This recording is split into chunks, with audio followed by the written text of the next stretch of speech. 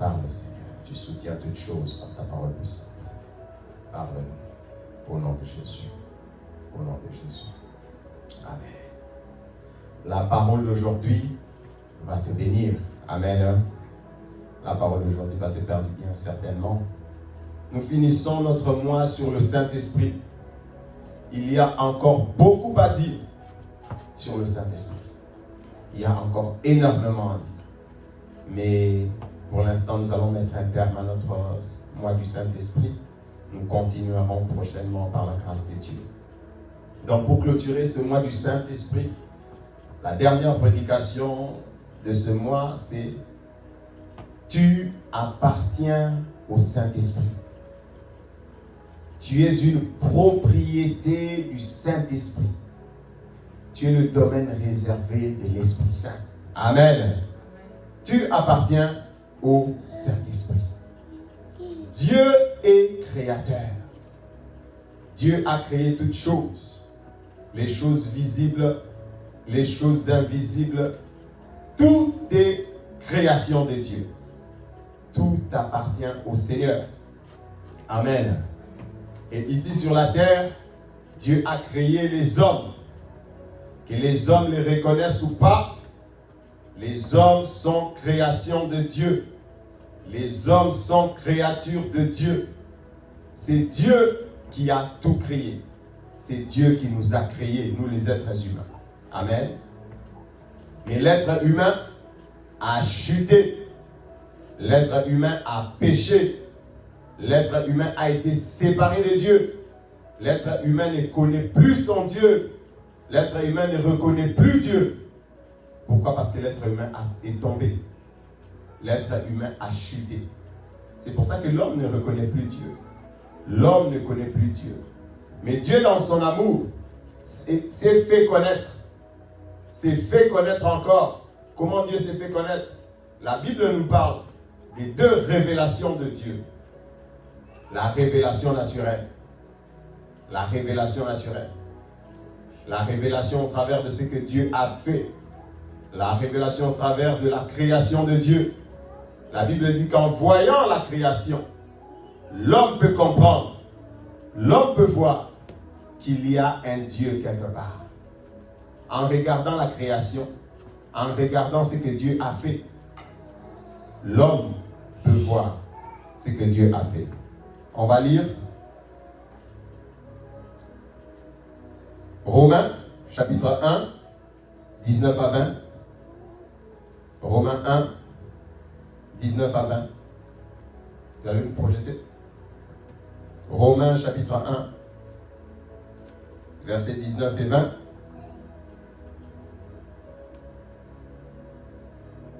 Je vais lire au nom de Jésus. Car ce qu'on peut connaître de Dieu est manifeste pour eux. Dieu le leur ayant fait connaître. Next. En effet, les perfections invisibles de Dieu, sa puissance éternelle et sa divinité, se voient comme à l'œil depuis la création du monde, quand on les considère dans ses ouvrages. Ils sont donc inexcusables. Au travers de l'œil, de notre œil, on peut voir la révélation naturelle de Dieu. Quand tu regardes les étoiles, quand tu regardes les nuages, quand tu regardes les océans, tu peux voir que ces choses, non. Il y a un Dieu quelque part. Il y a un Dieu quelque part. Il y a quelqu'un qui l'a fait. Ça, c'est la révélation naturelle de Dieu. Autrement dit, c'est connaître Dieu naturellement au travers de ce qu'il a créé. On va lire encore un verset qui en parle. C'est David qui dit ça. Psaume, chapitre 8, verset 4. Psaume, chapitre 8, au verset 4. Qu'est-ce qui est écrit? Psaume, chapitre 8, verset 4, ou le verset en haut, s'il vous plaît. Ce n'est pas le bon verset. Je ne sais pas si vous avez la bonne version. Si nous sommes dans 8 secondes. Voilà, exactement. Vous n'avez pas la bonne. Quand je contemple les cieux, ouvrage de tes mains, la lune et les étoiles que tu as créées. Donc quand nous contemplons les cieux, quand nous contemplons l'univers, la nature, quand nous voyons, nous pouvons voir qu'il y a un Dieu. Il y a un Dieu. Ça, c'est la révélation naturelle. La révélation naturelle. La connaissance de la volonté de Dieu de manière naturelle. Jésus a dit, votre Père qui est dans les cieux est celui qui donne la pluie aux bons et aux méchants. Donc on peut connaître Dieu. On peut connaître plus ou moins sa volonté au travers de sa création, au travers de ce qu'il a fait. Dieu, nous pouvons le voir, nous pouvons connaître sa volonté. Nous pouvons connaître sa volonté. Et ça, c'est l'homme naturel. Donc l'homme qui a péché ne vit que par les principes de la nature. Ne connaît Dieu que par les choses naturelles. Ne peut connaître Dieu que par des choses naturelles. À part ça, il ne peut pas connaître Dieu. Il ne vit qu'une vie naturelle. Il vit seulement de manière naturelle. Et il connaît, pour connaître Dieu, je regarde les étoiles, je regarde la mer, je regarde les océans, je regarde l'univers, je regarde les animaux, je regarde et me dis non. Ces choses-ci, ça ne peut pas être un hasard. Ça ne peut pas arriver par hasard. Ce n'est pas le Big Bang. Ce n'est pas le Big Bang. Ça ne peut pas arriver par hasard. Il y a un Dieu qui a ordonné toutes ces choses. Il y a un Dieu qui a ordonné toutes ces choses. Il y a même un bon livre, Connaître Dieu au travers de la science. Vous pouvez chercher ça, vous allez voir. Donc plus même tu deviens scientifique, là, plus tu vas te rendre compte qu'il y a un Dieu. Donc, les hommes naturels, l'homme qui est tombé, l'homme qui a péché, vit naturellement. Et c'est naturel pour les hommes d'aller en enfer. C'est leur chemin, c'est le chemin de leur vie. Ils voient qu'il y a un Dieu, ils voient qu'il y a les étoiles, ils voient qu'il y a les nuages, ils voient, et puis ils vont en enfer. Ils voient que dans tous ceux qui viennent de X, Y pays, ils ont tel comportement, telle maladie, c'est naturel, ils vont en enfer. Ça, c'est la révélation naturelle. La révélation naturelle, le chemin naturel des hommes. Le chemin naturel des hommes, c'est celui-là. C'est seulement comme ça qu'ils connaissent Dieu. Mais Dieu qui a eu pitié de nous, Dieu nous a envoyé Jésus. Jésus est la révélation divine de Dieu. Jésus nous donne de connaître la volonté de Dieu. Jésus est le nouveau chemin que Dieu nous a donné. Jésus est la révélation pas naturelle, une révélation spirituelle. Une révélation spirituelle. Au travers de Jésus, nous pouvons connaître Dieu. Nous pouvons voir Dieu. Nous pouvons expérimenter Dieu.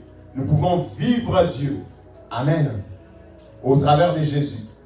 Mais cette expérience, cette connaissance que nous avons au travers de Jésus, ce n'est pas une connaissance au travers de l'eau, des océans, des poissons et des oiseaux. Non. C'est une connaissance spirituelle. C'est une connaissance surnaturelle. Ce n'est pas une connaissance au travers des choses naturelles. Jésus est venu hors du cosmos. Jésus est venu de Dieu. Donc nous connaissons Dieu au travers de Jésus. Pas par des choses naturelles. Si hier tu ne connaissais Jésus que par des choses naturelles, par les eaux, par les océans, par les mers, par les poissons, par les ceci, nous ne connaissons pas Jésus de cette façon seulement. Nous ne connaissons pas Dieu, en fait, de cette façon seulement. Nous connaissons Dieu par révélation. La révélation spirituelle. La révélation qui vient de Dieu. La révélation qui est venue du ciel. Et notre vie a donc changé. Nous ne vivons plus seulement de façon naturelle. Si hier nous étions des personnes juste naturelles, qui connaissions Dieu par une révélation naturelle, qui connaissions la volonté de Dieu de façon naturelle, aujourd'hui nous ne connaissons pas Dieu seulement de façon naturelle. Nous connaissons Dieu par Jésus-Christ. Nous connaissons Dieu de façon spirituelle.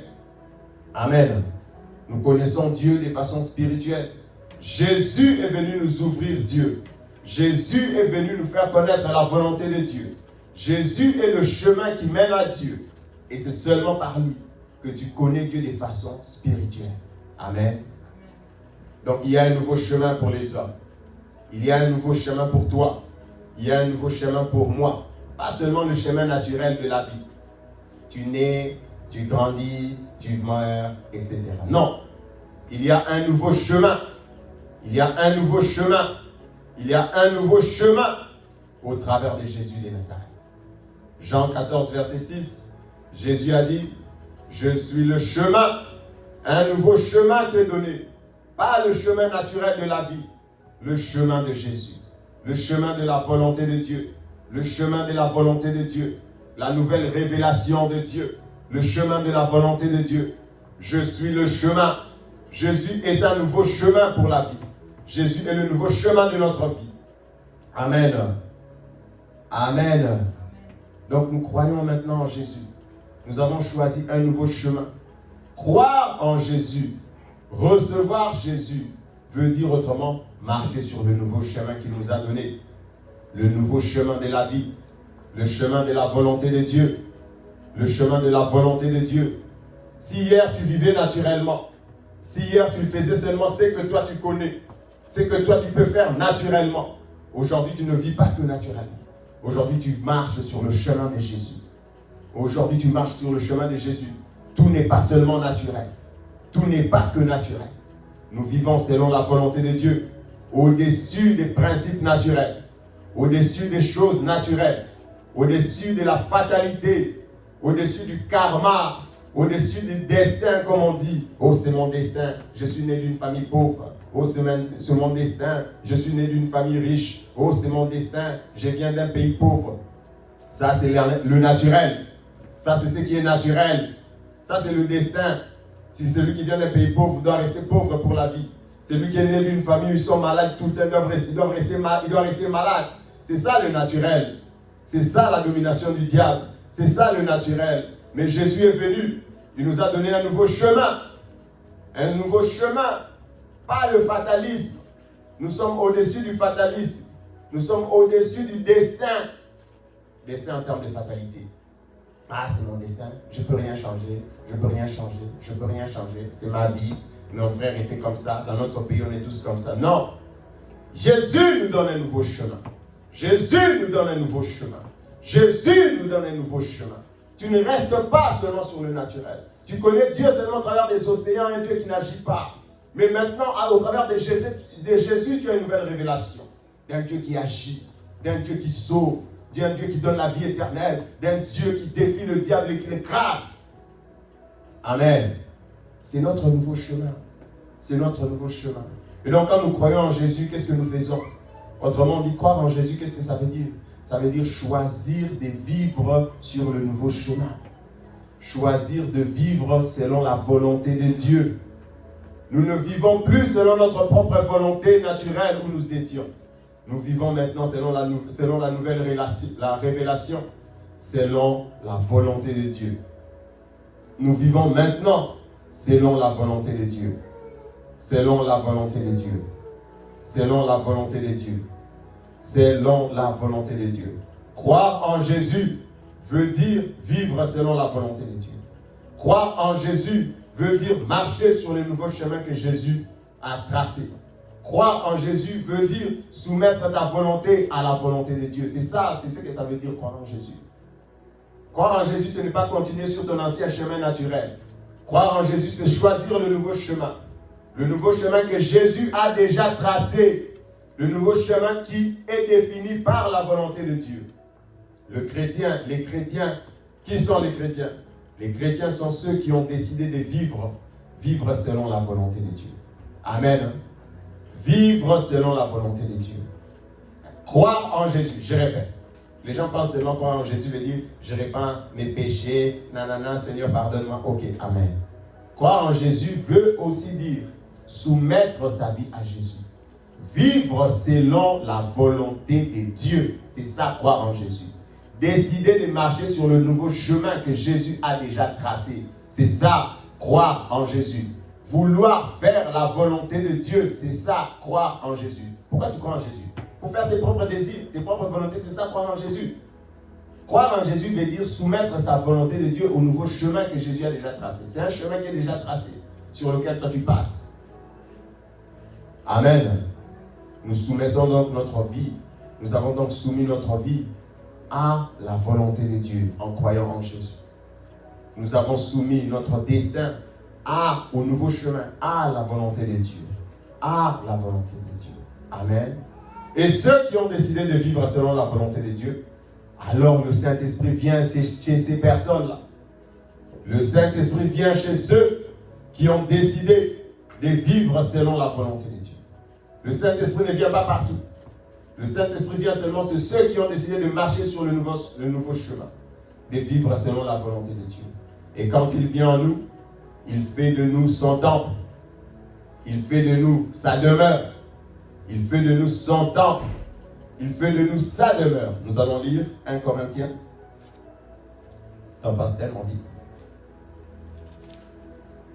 1 Corinthiens, chapitre 3. On va lire 16 et 17. 1 Corinthiens 3. 1 Corinthiens 3, 16, 17, s'il vous plaît. Vous avez trouvé? Voilà, on va lire. 1 Corinthiens 3, 16, 17 dit quoi? Ne savez-vous pas que vous êtes le temple de Dieu et que l'Esprit de Dieu habite en vous? Next.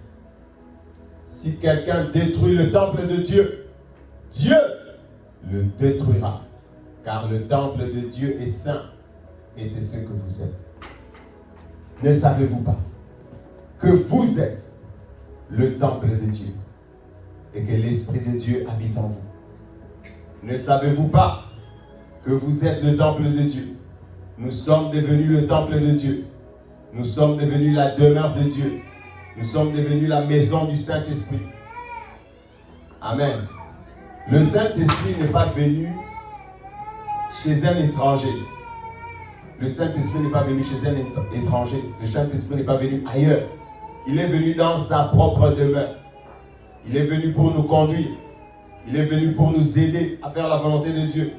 Nous qui avons déjà décidé de faire la volonté de Dieu, le Saint-Esprit est venu pour nous aider, nous conduire. Amen. Le Saint-Esprit est en toi. Nous avons parlé dimanche passé de ne pas blasphémer. Aujourd'hui, nous continuons dans le même élan pour dire il ne faut pas s'opposer au Saint-Esprit. Le Saint-Esprit est venu pour te conduire. Il n'est pas venu pour que toi tu le conduises. Il est venu pour que tu le conduises. Tu es la demeure de Dieu. Tu dois à toi-même ta propre vie. Nous allons le voir au prochain verset. Ta propre vie, tu dois la traiter avec beaucoup d'attention.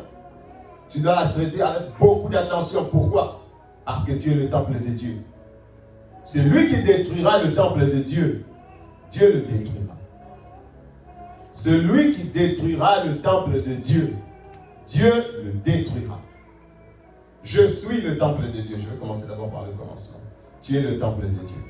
Pourquoi as-tu peur? Pourquoi marchais-tu dans la peur? Celui qui va essayer de te détruire, Dieu le détruira. Ah oui. Celui qui va essayer de le détruire, Dieu le détruira.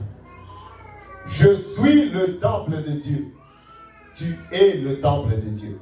Celui qui va essayer de détruire le temple de Dieu, Dieu le détruira.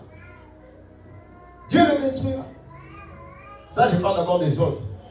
Et maintenant, je parle de moi-même. Je dois faire attention à moi-même. Parce que si je détruis le temple de Dieu, Dieu me détruira. Je ne m'appartiens pas à moi-même. Je suis le temple de Dieu.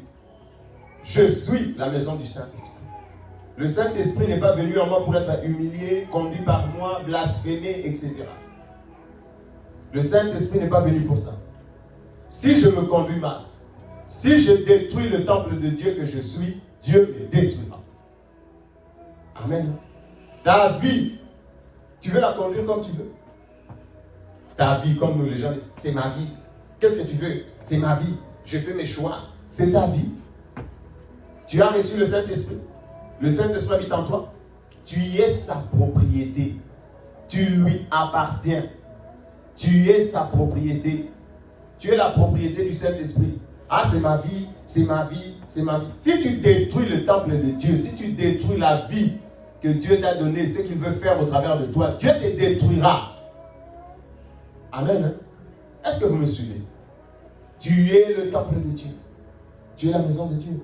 Tu ne t'appartiens pas toi-même. Si quelqu'un d'autre veut te détruire, toi qui fais la volonté de Dieu, toi qui marches sur le chemin de Jésus, toi qui es le temple de Dieu, toi qui es utilisé par Dieu, toi qui sers aux intérêts de Dieu, Dieu le détruira.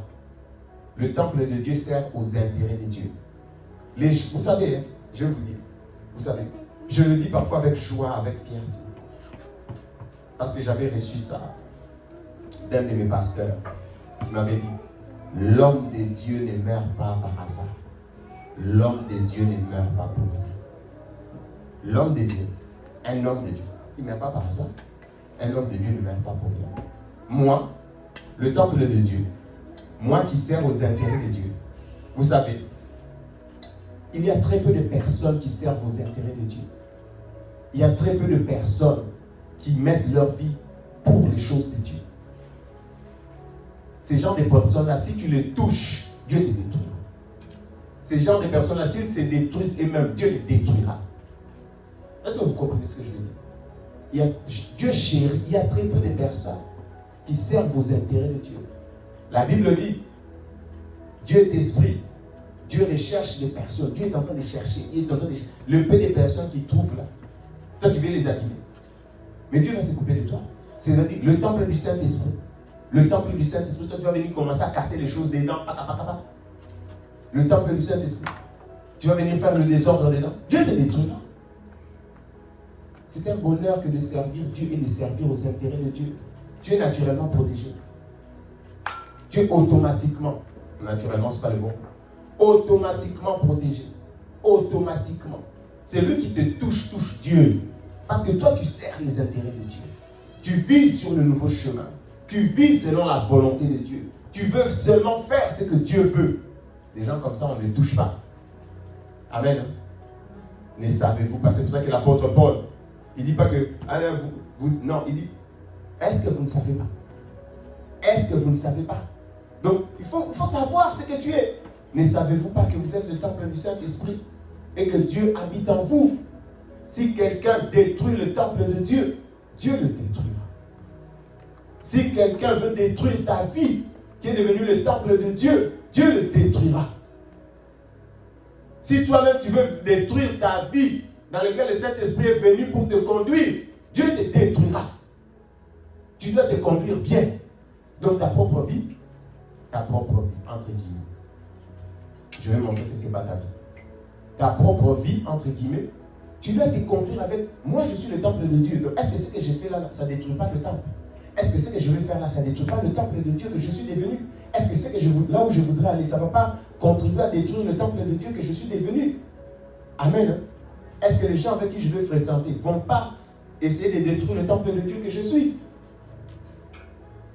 On se conduit maintenant avec prudence parce qu'on est devenu le temple de Dieu. Celui qui s'amuse à vilipender le temple de Dieu, Dieu le détruira. Que ce soit toi-même qui es devenu le temple de Dieu, que ce soit les hommes extérieurs, Dieu te détruira. Tu es devenu le temple de Dieu. Amen. C'est une parole importante, mes frères. C'est une parole importante. C'est une parole importante. 1 Corinthiens chapitre 6, 19, 20. 1 Corinthiens chapitre 6, 19 à 20. C'est toujours le même élan. 1 Corinthiens chapitre 6. Ici l'apôtre pose encore la même question. Ne savez-vous pas que votre corps est le temple du Saint-Esprit qui est en vous et que vous avez reçu de Dieu et que, qu'est-ce qui est écrit? Et que vous ne vous appartenez point à vous-même. On peut même d'abord s'arrêter là-bas. Ma vie, c'est ma vie. C'est ta vie. Mon corps, c'est ton corps.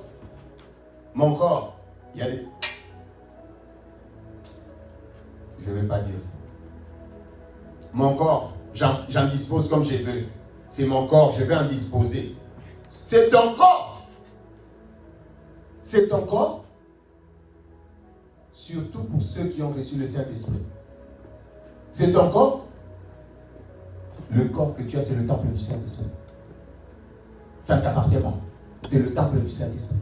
Depuis que tu as reçu le Saint-Esprit, le corps ne t'appartient pas. C'est le temple du Saint-Esprit. C'est le temple du Saint-Esprit. Le corps que tu as reçu ne t'appartient pas. C'est le temple du Saint-Esprit. Ah non, c'est ma vie. Vous voulez tout le temps me déranger. Le pasteur, il m'appelle tout le temps venir à l'église. Le pasteur, il est là tout le temps à me suivre. C'est ta vie. C'est ton corps. C'est le temple du Saint-Esprit. C'est le temple du Saint-Esprit. Tu ne t'appartiens pas. Ce n'est pas ton corps. C'est le temple du Saint-Esprit. On va l'amener de gré ou de force à l'église. Parce que c'est le temple du Saint-Esprit. Amen. C'est le temple du Saint-Esprit. Vous ne vous appartenez pas. Moi, je ne m'appartiens pas à moi-même. Je ne peux pas prendre mon corps. Allez, j'amène ça là-bas, c'est mon corps. C'est le temple du Saint-Esprit. Donc je conduis mon corps, qui est le temple qui appartient au Saint-Esprit, avec prudence. C'est le temple ça appartient au Saint-Esprit. Je ne peux plus conduire mon corps n'importe où, n'importe comment, danser n'importe où. C'est mon corps, je fais ce que je fais. Mon corps. Non, c'est le temple du Saint-Esprit. Je mange bien, tu fais du sport, tu regardes moins des télés, parce que tu sais que tu ne veux pas détruire le temple du Saint-Esprit. Tu es là seulement à regarder des films, jusqu'à ce que tu commences à porter des lunettes. Tu détruis le temple du Saint-Esprit. Tu es là seulement à boire la bière, jusqu'à ce que tu auras le cancer de foie. Tu détruis le temple du Saint-Esprit. Dieu te jugera. Dieu te jugera. Amen. Hein? Le corps ne plus le tien. Vous ne vous appartenez pas, point, à vous-même. Vous ne vous appartenez point à vous-même. Vous ne vous appartenez point à vous-même. Je ne m'appartiens pas à moi-même. Tu ne t'appartiens pas à toi-même. Amen. Hein? Next verse. Verset 20. Qu'est-ce qui est écrit? Car vous avez été rachetés à un grand prix. Glorifiez donc Dieu dans votre corps et dans votre esprit qui appartiennent à Dieu. Glorifiez Dieu dans votre corps et dans votre esprit. Ton corps t'appartient. Ton corps t'appartient. La vie que tu vis, c'est à toi. C'est toi qui t'es donné le souffle ce matin. Trop de prétentions.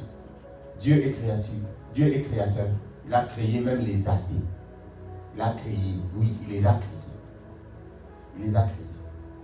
Vous le voulez ou pas, la Bible dit qu'un jour, tout genou fléchira devant Dieu. Tu fléchiras des grés ou soit des forces. Nous fléchirons des grés parce que nous aimons le Seigneur. Il y a des gens, vous fléchirez, je le dis, vous fléchirez des forces devant Dieu. Tout genou fléchira devant le Seigneur. Nous fléchissons maintenant et nous fléchirons dans le futur des grès parce que nous aimons Dieu. Nous sommes le temple du Saint-Esprit. Tu ne crois pas, tu fléchiras. Je t'annonce, tu fléchiras des forces et tu iras en enfer. Tu fléchiras. Tu fléchiras tes genoux. Tu fléchiras tes genoux. Tu as déjà 48 ans. Tu fléchiras tes genoux devant Dieu et tu iras en enfer. Nous sommes le temple du Saint-Esprit. Nous sommes le temple de l'Esprit. Nous vivons avec humilité, mes frères. Amen. Vivons avec humilité. Pourquoi? Aujourd'hui, si je veux que tu retiennes une seule chose, comme le titre de notre prédication le dit, tu appartiens au Saint-Esprit. Tu appartiens au Saint-Esprit. Retiens ce que je dis. Ton corps n'est pas à toi. Ton esprit n'est pas à toi. Donc je continue quoi? Ta vie n'est pas à toi. Dieu veut atteindre ses buts au travers de toi. Dieu veut que tu fasses sa volonté. Dieu veut que tu marches sur le chemin qu'il a préparé au travers de Christ. Dieu veut que tu fasses sa volonté. Tu ne t'appartiens pas à toi-même. Tous ceux qui pensent qu'ils s'appartiennent à eux-mêmes, c'est leur vie, c'est leur corps, c'est leur tout, iront en enfer. Iront en enfer. Amen. C'est la parole de Dieu. Je ne peux pas dire autre chose. Je ne peux pas dire autre chose. Je nous appelle à l'humilité. Trop d'orgueilleux, trop de gens qui défient Dieu. Nous sommes dans l'ordre, on ne défie pas Dieu, on ne blasphème pas le Saint-Esprit. Trop de personnes qui défient Dieu. Trop de personnes qui défient Dieu dans leur vie au quotidien. Trop de gens qui défient Dieu. Trop de gens qui défient Dieu dans cette société. Trop de gens qui défient Dieu. Tu ne t'appartiens pas toi-même. Nous sommes ceux qui suivons l'Esprit, qui aimons l'Esprit, qui chérissons l'Esprit. Nous sommes le temple du Saint-Esprit. Nous vivons notre vie humblement, sachant que tout ce que nous avons n'est pas à nous. Même pas notre corps. Tout appartient à Dieu. Si ton esprit appartient à Dieu, ton corps appartient à Dieu, ce sont tes enfants qui t'appartiennent. Ce sont tes enfants qui t'appartiennent. C'est ton mari qui t'appartient. Tu veux le retenir, tout ça. Mon mari, il ne va pas servir Dieu. Ton mari t'appartient, ta femme t'appartient. Ta femme t'appartient. Toi-même, tu ne t'appartiens pas. Qu'est-ce que tu as? Quelqu'un qui ne s'appartient pas peut avoir quelque chose. Alléluia. Mes frères et sœurs, nous sommes devenus le temple de Dieu. Conduisons-nous avec prudence. Conduisons-nous avec prudence. Conduisons-nous avec prudence. Sachant que nous sommes protégés aussi par Dieu. Les gens extérieurs à nous sont prévenus. Quiconque veut détruire le temple de Dieu que je suis, quiconque veut détruire le temple de Dieu que tu es, Dieu s'occupera de lui. Amen. Amen. Conduisons-nous, je nous en supplie, je répète encore, conduisons-nous, sachant que nous ne nous appartenons pas à nous-mêmes. Nous ne nous appartenons pas à nous-mêmes. Pourquoi tu parles à l'église? Mais c'est la volonté du Saint-Esprit. Le Saint-Esprit me conduit à l'église. Ah non, non, je n'ai pas le choix. Nous sommes déjà des prisonniers. J'appartiens à l'Esprit Saint. Je ne peux pas m'opposer au Saint-Esprit. Si je m'oppose au Saint-Esprit, mais ça ne va pas marcher, je ne peux plus m'opposer au Saint-Esprit. Je dois toujours partir. Pourquoi tu fais ça? Pourquoi tu fais ça? Non, viens là. Non, le Saint-Esprit a dit que c'est ça. Je ne m'appartiens plus. Je ne peux pas m'opposer à l'Esprit. Je ne peux pas commencer à détruire le temple de Dieu. Amen. Amen. Tu es aimé de Dieu. Tu es protégé de Dieu. Le temple de Dieu, Dieu en prend soin. Le temple de Dieu, Dieu le protège. Le temple de Dieu, Dieu le bénit. Amen. C'est la parole de Dieu pour aujourd'hui. Nous allons prier. Nous allons prier, nous allons prier, nous allons prier pour que le Seigneur nous donne d'être remplis du Saint-Esprit et afin de vivre permanemment selon la volonté de Dieu. Toute notre vie, c'est ça notre slogan. Notre église, c'est toute notre vie. Toute notre vie, vivre selon la volonté de Dieu. Toute notre vie, être rempli du Saint-Esprit. Toute notre vie, faire la volonté de Dieu. Toute notre vie, être rempli du Saint-Esprit et accomplir la mission pour laquelle le Seigneur nous appelle. Nous prions au nom de Jésus.